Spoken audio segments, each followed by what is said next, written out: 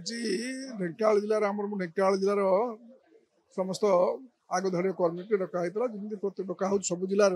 ଏବଂ ଆଜି ଆଲୋଚନା ହେଲା ଢେଙ୍କାନାଳର ସଂଗଠନ ଦୃଢ଼ୀଭୂତ ହେବ, ସେଥିପାଇଁ ଆଜି ଆଲୋଚନା ହେଇଛି। ଏବଂ ଆମର ସଭାପତି, ରାଜ୍ୟ ସଭାପତି ଆମ ସମସ୍ତଙ୍କୁ ଆଗାମୀ ଦିନରେ ଢେଙ୍କାନାଳ ଗସ୍ତ କରିବେ, ଢେଙ୍କାନାଳର ସଂଗଠନ ଦୃଢ଼ୀଭୂତ କରିବା ପାଇଁ ପ୍ରତିଶ୍ରୁତି ଦେଇଛନ୍ତି। ଏବଂ ଆମେ ସମସ୍ତେ ମିଳିମିଶିକରି କାର୍ଯ୍ୟକ୍ରମ କରିବୁ, ଢେଙ୍କାନାଳରେ ବିଜୁ ଜନତା ଦଳକୁ ସୁସଂହତ କରିବୁ, ସେ କଥା କାର୍ଯ୍ୟକ୍ରମ କରିବା ପାଇଁ ରହିଛି।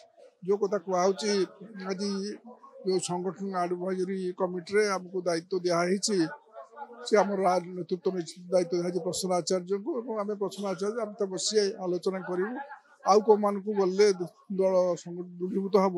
ଆଉ କିଛି ନେତୃତ୍ୱ ରହିଯାଉଛନ୍ତି, ଯେଉଁମାନେ ନେତୃତ୍ୱ ରହୁଯାଇଛନ୍ତି, ସେମାନଙ୍କୁ ମଧ୍ୟ କେମିତି ନେବା ପାଇଁ ଆମେ ମଧ୍ୟ ଆମ ସଭାପତିକୁ ଅନୁରୋଧ କରିବୁ।